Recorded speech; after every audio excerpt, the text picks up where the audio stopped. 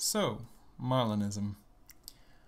I wanted to make this the particular first topic for this series because we have a lot of mentions in the Galnet as of the past, few weeks about Marlinism.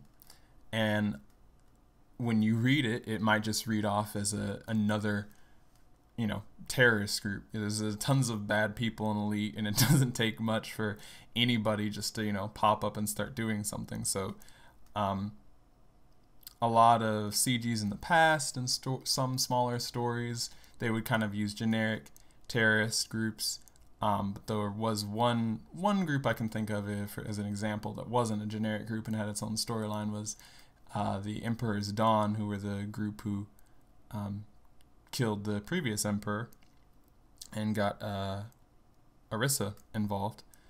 Marlinism isn't a religion or anything like that. It actually goes back to a young, wealthy, outspoken anti-Federation activist, a lady by the name of Marlin Duval.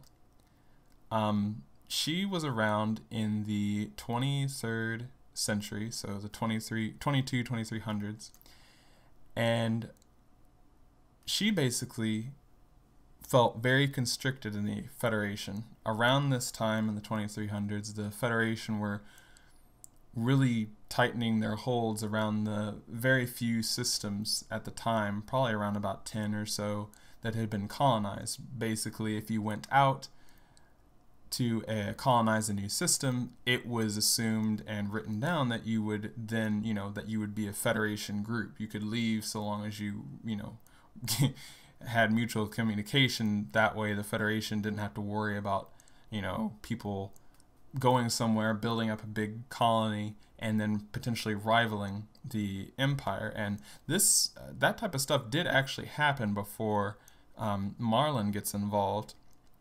And if you're interested in more of that, there's a link to Drew Wagar's Lore Tour. The Empire episode is really cool and very informative. We're going to go on some of the stuff based in-game lore, and then some of the old Galnet articles that go into a little extra detail. He gave a very nice detailed set of information in his streams, but I wanted to bring some of the Galnet articles and stuff back that if you don't know who people are, what you're looking at, and there's no in-game way to look back over old Galnet articles, it can be a little confusing for people who are new, and I know we've got a lot of people who definitely started pretty recently around the time of Fleet Carrier's release. So back to Miss Marlin Duval, who is probably one of my favorite characters in the Elite universe, Elite historical universe. She was a woman who, again, was growing up around the time the Federation, was battening down the hatches on restrictions on what the colonies that went out could do on their own terms versus what the Federation said they could do. There had already been a war previously over this, and it didn't turn out well for either side. Basically, the Federation was very new to sending out fleets on their own, and things went awry, and so were the colonists who were, new to defending a territory. So a while after this enters Marlin Duval, and she's a woman who's very wealthy, and she really wants to break away from the Federation. She wants a freer society and people just to be able to kind of do what they want, not in an anarchy sense. She actually wanted a democratic republic, which is actually what she did manage to set up, which we'll read over an older Galnet article that gives some backstory on that. But she is really, really cool to me. There's a few logs and beacons in-game about her. There's a decent amount of information in Galnet over the years. Takes a while to search because there isn't a search bar on the Galnet community website, but you can use the wiki and find some things. So There's also information about her in the Elite Encounters RPG. Some of the dates are off, which is odd because the dates about this are in Elite Dangerous, but the Elite Encounters game that is an RPG of Elite Dangerous doesn't have the same dates, so I'm not quite sure what's on there, but we're going to be going off the in-game dates because that's an RPG, and we'll live without that. But there's some extra information there if you're interested.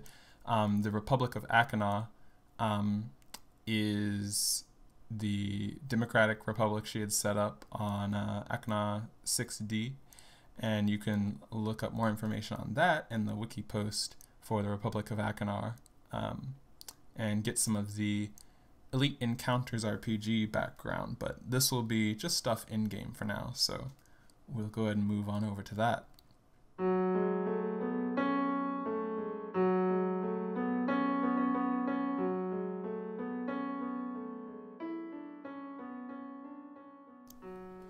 The birth of an empire. The empire has become such a dominant presence in human culture that it is easy to forget that for almost a century, the heart of what was to become the empire was just a single system. The system of Achenar was first colonized in the middle of the 23rd century. It was founded by an expedition led by Marlin Duval, a wealthy woman who had grown disillusioned by the ever-increasing rigidity of the Earth governments and the stifling social conformity that came with it. Marlin Duval vowed to get as far away from Earth as she could, and after a long and treacherous journey after what was then unexplored space, most of the colony eventually reached the Achenar system. The system of Achenar was chosen for the outdoor world orbiting one of its gas giants, already capable of supporting human life, now known as Capital. There was already life on the planet, and though Duval didn't know it at the time, one of the few known sentient species watched their landings. Back then, life was known to be plentiful throughout the galaxy, though it wasn't appreciated how rare sentient life was. Before long, the species had been made extinct by the settlers, mainly through imported bacteria. Much later, this extinction would be used as pretext for federal intervention in the system. Under Miss Marlin Duval, the population lived under idealistic democratic rule, with elected senators representing the people. This changed dramatically after she died in a speeder crash. Her brother, Henson Duval, then assumed control and established the now familiar line of imperial succession.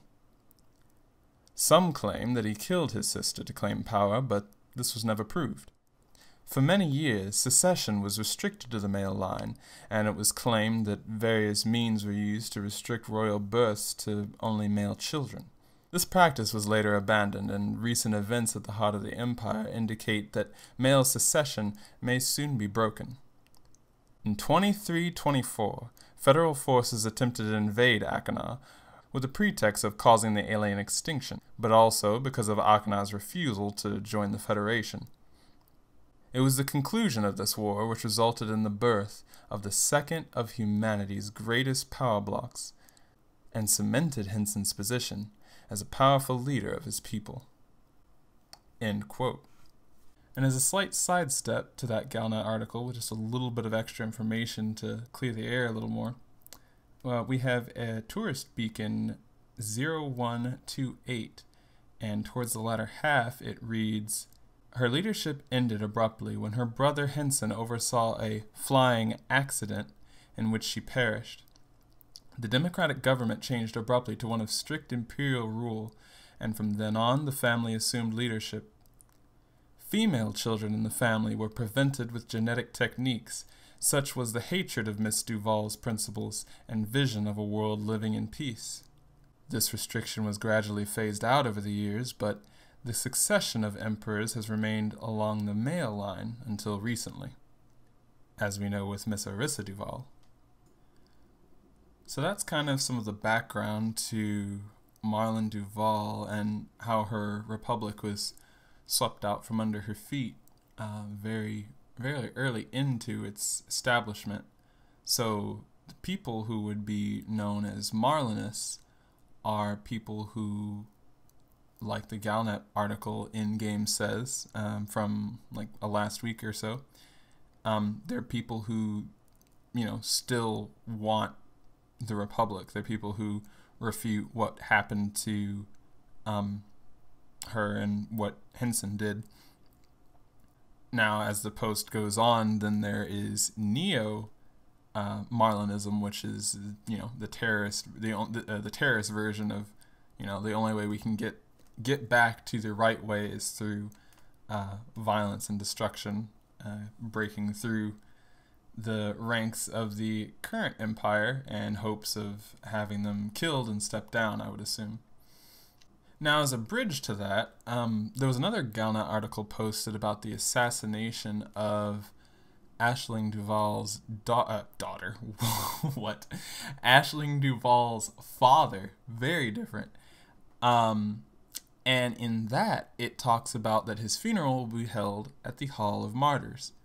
Now, the Hall of Martyrs is very, very important piece of lore to the Empire, and I didn't know what it was for the longest time. I actually heard about it pretty often in my first 2 years of Elite, and I just was kind of, that's okay. But turns out there's a very, very creepy and neat story regarding the Hall of Martyrs, and you can find information on that in-game, which is actually at a tourist beacon in Achenar. There's a lot of tourist beacons in Achenar, and if you want any extra backstory on this, I recommend just going to Achenar and checking through all the beacons and seeing what you find. There's a lot of good stuff there, but as far as the Hall of Martyrs...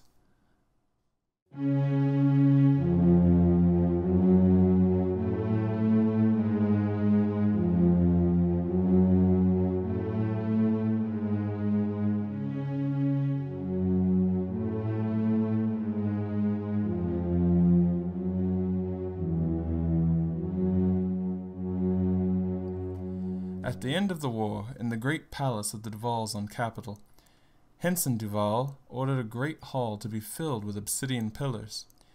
These unadorned blocks of black stone represented each brave soul who had died for Achenar. 16,032 pillars were constructed for its opening in 2381. This tomb remains underneath the Imperial Palace on Capitol. The highest memorial for an imperial citizen is to be entombed in the hall. It is rumored, however, that some of the later martyrs were encased in their stones alive. Now, to break down a section or two of that, let's see. The section where it says, "This tomb remains underneath the Imperial Palace on Capitol." I want to give a little perspective here. The Hall of Martyrs are massive pillars holding up the Imperial Palace. Like, it is the underground foundation of the palace itself. So the reason I find this such a very, insane type of story is the fact that people who are martyrs and decided to potentially speak out against the Empire, go against them, perhaps, in any way after Marlin Duval died, but we basically know it's implied that she was killed by manipulation of her speeder. People who have had a different view of the Empire are basically installed in the obelisk pillars that hold up the very foundation of the Empire's main palace, like the Capitol Palace. And that is just very, very wacky, disturbing to me in a cool sort of way, because, that would be like, it's a physical metaphor and also like a capital punishment at the same time, right? You went against the Empire. You weren't on board with them at the time of changing. Well, you're going to be now, as permanent punishment, installed, symbolically holding up the very foundation of the Empire. And I think that's a really cool story arc, like a story piece that they've gotten together on this one. So, with that in mind, the reason I bring that up is because Prince Harold Duval, who was recently assassinated by the NMLA, he will be, brought down and entombed. Now, he won't be put in the pillars, but, it's a crypt down there. And anytime I hear them mention the Hall of Martyrs, I had wondered for a long time what it was, and so I always like to bring to light what what that is for people, because in the Death of a Duval Galnet article, September 17th, 3306, Arissa Duval talks about that his funeral is going to be held there, saying here, a state funeral at the Hall of Martyrs is being arranged, and there will be a period of mourning, as it is customary for esteemed members of the imperial family.